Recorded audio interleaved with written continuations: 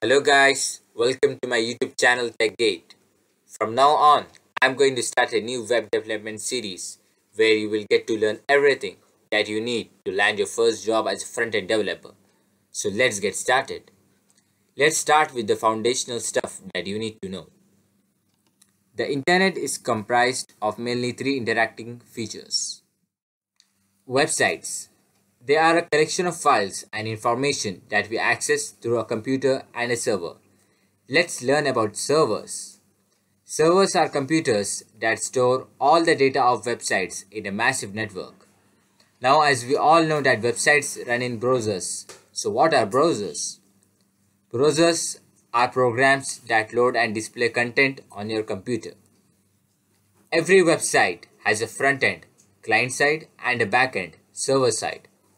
The front end includes everything that the user will directly see and experience when they visit a website.